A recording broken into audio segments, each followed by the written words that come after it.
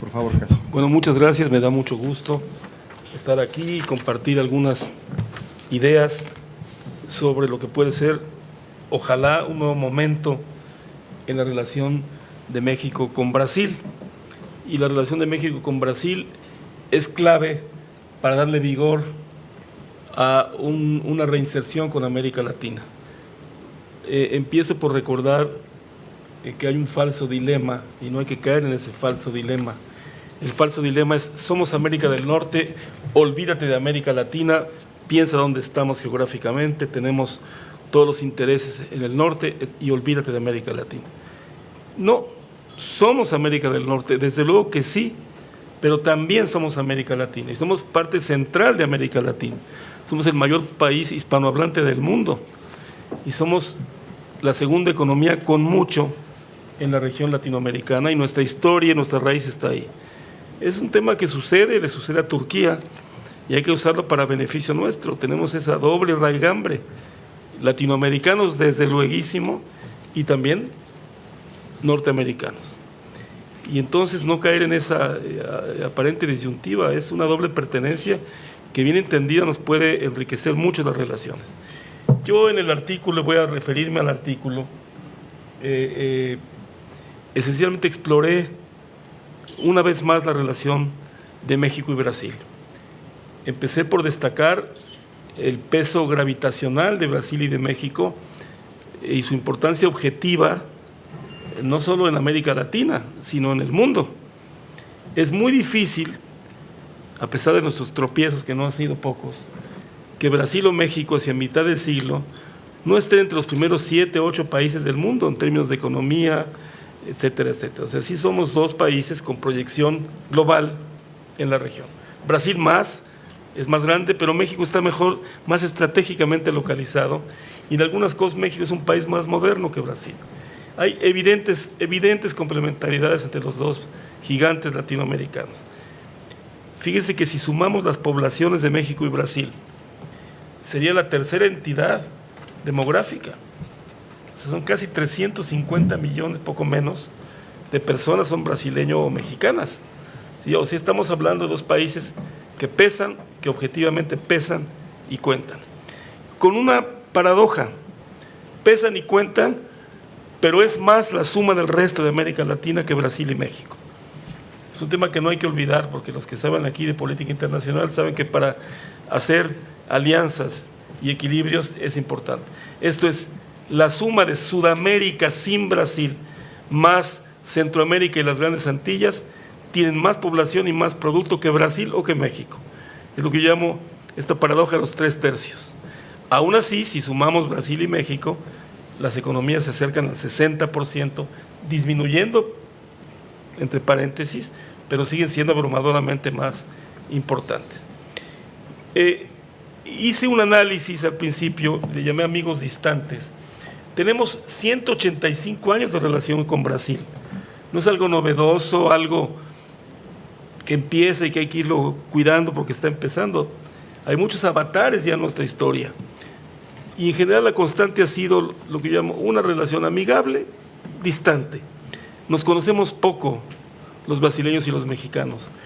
Yo he ido muchas veces a Brasil, tengo muchos amigos y muchas querencias brasileiras, y en general en la calle la gente quiere muchísimo a México, muchísimo. Los más grandes nos agradecen el Estadio Jalisco cuando el Mundial del 70, los jóvenes saben del Chavo del Ocho. Es sorprendente cómo hay una buena disposición hacia México en el pueblo, en la calle en Brasil. Los problemas están en las élites y están sobre todo en las cancillerías, porque en San Pablo no hay problema tampoco. 185 años de distancia amigable, y luego analizo brevemente 3 momentos de la integración donde no estuvimos cerca. El primero fue el anfictiónico, el bolivariano, el fundante, el del Congreso de Panamá y de Tacubaya, donde Brasil no estuvo, y estuvo invitado un poquito de ladito, porque Brasil, ¿qué era Brasil? Era un imperio que veía al Congreso de Viena, y estaba enclavado en el Atlántico Sur, muy lejos de donde estaba el núcleo, y además otra lengua, hermana lengua, cercana lengua, pero otra lengua. Ibéricos, claro que ibéricos, pero de vertiente portuguesa. O sea, hay diferencias que habría que siempre tender a minimizarlas, no a maximizarlas, pero hay diferencias. Luego vino un gran momento, un momento muy emotivo, que tuvo muchos actores. Por cierto, en el primero estuvo muy importante el papel de Lucas Alamán, que hay que volverlo a pensar, sin satanizar las cosas ideológicamente. Lucas Alamán tenía clara la película de Estados Unidos. Y ahora cuando estamos viviendo el tiempo que vivimos, uno le dice, ah, caray, el señor veía para adelante. Luego hubo un segundo momento, llamamos de la patria grande, que debemos a Ugarte, un argentino que amaba a México, y acuña el término la patria grande hispanoamericana. Pero era un ejercicio sobre todo hispanoamericano, sobre todo entre los países de habla española. Y si no bien no se le hacía desdén a Brasil, Brasil lo veía con distancia y sin mucho interés. Y debo decir que también se enfrenta este movimiento, el panamericanismo americano, la doctrina Monroe, etcétera, y una simpatía de Brasil hacia su relación con Estados Unidos, percibiéndose como el otro gran país de la región, el otro gran país de dimensiones continentales. Sin ser algo hostil, Brasil tampoco estuvo en el segundo momento, el de la patria grande. El autor más conspicuo nuestro fue Vasconcelos, con La raza de bronce y su famoso viaje por América Latina, llevando a cuestas un bronce de Cuauhtémoc, y hace un regalo a Brasil y se enamora de Brasil. Y los brasileños lo ven con perplejidad y afecto, pero no pasa nada. No me detengo para no tomar mucho tiempo. El tercer gran momento surge ya con la CEPAL. Y ahí sí están los brasileños. Ahí están Jaguaribe, está Furtado, hay grandes intelectuales latinoamericanistas brasileños. Y aquí está Bianchi, aquí está Urquidi y mucha gente. Y trabajamos para generar la LALC, todos, con problemas. Yo tengo, por cierto, estoy escribiendo porque tengo datos que me dio el legendario embajador Magariños, que a sus 96 años sigue perfectamente lúcido. Y claro, había resistencias brasileñas y también mexicanas y también argentinas, pero firmamos la LALC y la LALC fue un fracaso que para mí habla de la corta visión de nuestras élites industriales sobre todo, y gobiernos un poco reacios a insistir en una integración tipo europea. La LALC daba preferencias across the board, era imposible. Entonces nos damos preferencias en aviones de guerra, en termoeléctricas, instalaciones nucleares, lo que no producíamos, pero en calcetines no, ahí no cedo ni un centímetro. Bueno, se desploma la LALC, se sustituye por la LADI, más flexible, muy interesante el Tratado de Montevideo, pero no logra ir demasiado lejos, seamos honestos.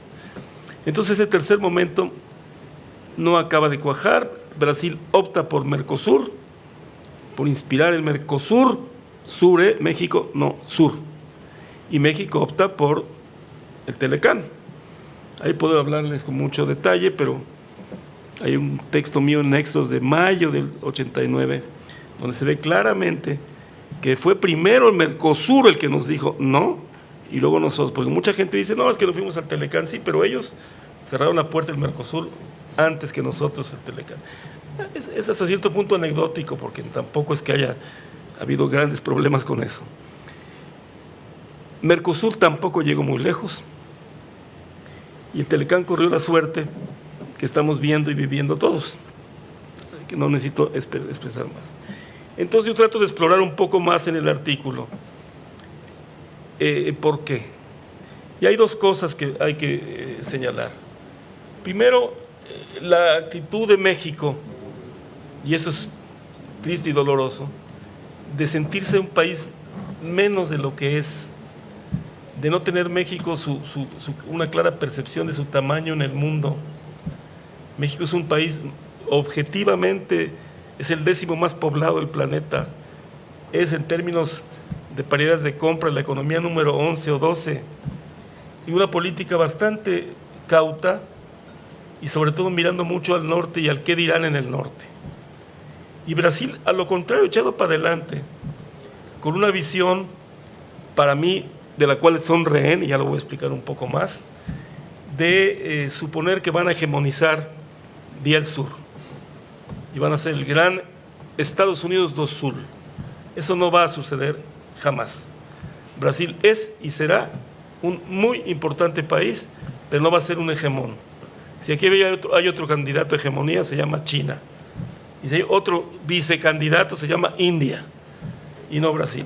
Esa visión geopolítica y esa audacia contrastaban con nuestra modestia excesiva, nuestra reticencia, sobre todo, a no hacer olas, y también hay que decirlo, nuestras élites, cuánta gente que yo conozco bien y quiero y deambulan por este hotel, y sobre todo el que está aquí al lado, que te dicen, ¿qué se te perdió en América Latina? Es romántico esa ocasión. Así, 650 millones de personas, ¿es romanticismo? Es romanticismo un PIB del tamaño del brasileño y del argentino y del colombiano. 46 millones de colombianos, ¿se me perdió algo? 45 millones de centroamericanos. La tercera demografía de la región es la centroamericana. Entonces están completamente equivocados aquellos que hacen esa cosa de que o el norte o el sur. No, el norte y el sur. ¿Quién va a disputar la importancia de Norteamérica? Nadie. Pero sí hay que poner el énfasis en la importancia de Brasil y de América Latina. Y esas son las razones. Una razón está enraizada en la geopolítica, con Noel Travassos. Lean a Travassos. Por cierto, paradójicamente, Travassos lo editaron en México. No tanto el Barón de Río Branco, que el Barón de Río Branco fue una maravilla, porque tranquilizó las fronteras. Y Brasil entendió que tenía muchas fronteras y que ya no había más bandeirantes, que la frontera era la que era y había que ponerla en paz. Travassos, cosa que le puedo entender, ahora se ve ingenuo cuando vemos el Pacífico, pensaba que el Atlántico Sur iba a ser el otro gran polo de articulación geopolítica con Brasil, y hace todo un estudio sobre el Amazonas y las vertientes amazónicas. Es hasta poético, pero es absolutamente inocente. En el Atlántico Sur, con todo respeto y cariño, no hay nada. Está Angola enfrente y Namibia enfrente. Entonces, no va por el Atlántico Sur. La zona más dinámica del mundo es el este del Pacífico, sobre todo hacia el norte. Y ahí sí está México, y no está Brasil. En fin, luego hago una cosa muy poco simpática, pero que había que hacer en el artículo. Digo, bueno, son dos gigantes con pies de barro. Obviamente Brasil tiene una industria todavía hoy pujante y poderosa. Brasil hace aviones extraordinarios y tiene muy buenas industrias, pero han sufrido brutalmente lo que ellos llaman la primarización inducida por la enfermedad holandesa. Los economistas que están aquí saben de qué estoy hablando, de la paridad artificialmente alterada por las ventas de soya, otros productos agrícolas y acero a China. ¿Cuánto exporta Brasil a China? Oye, tiene aviones. Menos del 1% es manufactura. Menos del 1% es manufactura. Y es la gran discusión, no es mía. Métanse ustedes en las páginas brasileiras, la primarización de nuestra industria. Estamos perdiendo nuestra industria en manos de un boom de commodities que luego se revienta. Y analizo ese tema y analizo con simpatía y perplejidad el gobierno de Lula da Silva, a quien le tengo personalmente admiración. Si bien el gobierno de Lula da Silva fue bastante hostil a México, y hay que decir las cosas, no hay que callárselas, ni menos en los foros académicos. Hostil no por una hostilidad per se, sino por esa idea de que iban a ser la siguiente gran potencia, cosa que hereda Dilma. Ahí lo que sucede sobre todo es un exceso de endeudamiento, exceso de gasto, con el optimismo de que ahora sí llegó el despegue brasileiro. Era un despegue inducido por China, inducido por el boom enorme de commodities, que también indujo boom en Argentina, en Uruguay, en todos lados. Todos los que tenían commodities que vender, auge. Y luego la caída brutal. Pero pagó la industria un precio caro. Y analizo ese tema. Y analizo la extensión de la crisis brasileña, que es grande. Fueron 30 y tantos meses en recesión. Ojo, 30 y tantos meses en recesión, y se empata con una crisis de corrupción, que tiene también algo que ver con manipulite, no todo, qué maravilla de jueces, no, los jueces también politizados. Había que sacar a Lula y al PT, Entonces, una crisis muy dolorosa, muy difícil la crisis brasileira, y empieza a salir con costos muy altos, congelar pensiones por 20, congelar el gasto público por 20 años y ponerlo en la ley, congelar pensiones y una reforma laboral que da grima. O sea, es una reversión de modelo en un presidente como el presidente Temer, que evidentemente no tiene ni el mandato, ni la legitimidad, ni el tiempo. Se va en noviembre Temer, a menos de que se postule y gane, que pudiera pasar. Entonces analizo la crisis brasileña para concluir que ese país con brutales desigualdades y grandes fortalezas es un gigante con pies de barro, como es México. Y pongo México, está en el filo de la navaja. Cuando escribí el texto apenas empezaba el gobierno de Trump. Y bueno, estamos en un riesgo serio. Los ponentes que nos precedieron hablaron de ese tema, no voy a abundar. Y estamos también en un modelo que no acaba de despuntar, en un crecimiento mediocre, en un empobrecimiento de los salarios, en fin, ninguno de los dos países tiene por qué salir a aplaudir al balcón, es decir, ya la hicimos, colega brasileño o colega mexicano. Después de que veo esto, me detengo de nuevo, porque avanzo en el tiempo en dos temas, uno que he discutido mucho con mi querido amigo Arturo, que es el de los BRICS, y otro tema que me causa mucha perplejidad, que es la persistencia brasileña de resistirse a México, Sí, me caes bien, reviso las listas del hace 53 contigo, pero hasta ahí. Y México también se resiste a Brasil. Somos como dos jóvenes que nos vemos con cierta seducción unos a otros, pero al mismo tiempo hay una distancia. Y Brasil opta por el BRIC, sobre todo con mucha fuerza en la era Lula. Y el BRIC, contra lo que yo he dicho, yo tengo que reconocer que ahí me equivoqué, ha persistido, ahí está el BRIC. Pero donde creo que no me equivoqué es que es un club de conveniencia. Y mientras le convenga a China el BRIC, va a haber BRIC. Pero el BRIC no es ningún tratado, no es ningún acuerdo de profundidad. Sobre todo no es un tratado militar. Y Brasil le apostó que el BRIC era su boleto para llegar a donde están obsesionados, al Consejo de Seguridad, y sentarse entre los grandes. Bueno, resulta que el RIC, Rusia, India y China, los tres son potencias nucleares. Y dos, Rusia y China, son miembros del Consejo de Seguridad de la ONU. India no está, no sé por qué, pero no está. Brasil no está ni en uno ni en otra, pero está en el Atlántico Sur, está a 10,000 kilómetros. Y si analizamos, y lo pongo en el libro, los conflictos, las tensiones reales entre India y China, te queda muy poco del BRIC. Va a haber fotos y se van a dar la mano y todo, pero a ver qué pasa con India y con China. Voy muy rápido porque no es el caso extenderme, yo vengo a hablar de Brasil, no de eso. Tienen grandes problemas en Cachemira y gravísimos problemas en el Tíbet del Sur. Y podemos abundar y abundar. Delicadísimos problemas, que han encorchetado con inteligencia y habilidad, pero que ahí están. Y tiene el famoso collar de perlas, donde India con razón dice a China: me estás haciendo un collar de perlas de bases militares y puertos para tener tu salida clara al Pérsico y a Europa vía el canal de Suez. Y ahí está Gandhar, el puerto chino, no en Pakistán, perdón que lo diga con un poco de ironía, en Baluchistán. Me están entendiendo los que saben de ese tema. Entonces China tiene muchos motivos para estar preocupada. No fue a la gran lanzamiento de la ruta y la franja y la ruta, no fue China, no fue India.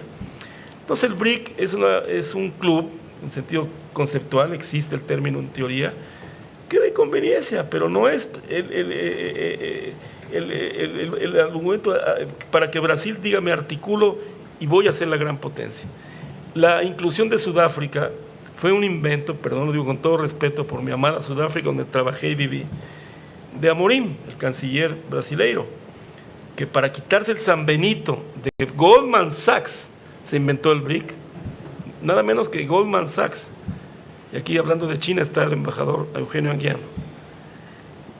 Y para quitarse San Benito de que el BRICS era un invento de Goldman Sachs, inventaron la pertenencia de Sudáfrica. Sudáfrica contradice todos los elementos constitutivos del BRIC. No es un país de dimensión continental. Sudáfrica es muy fácil de entender para nosotros, es un país de las dimensiones de Colombia, un país mediano, obviamente importante, obviamente entrañable, pero no es un gran articulador. Pero eso le daba ya al BRICS una carta de legitimidad y les satisfacía a los brasileiros, porque tienen también con Sudáfrica y con la India el club para acceder al Consejo de Seguridad.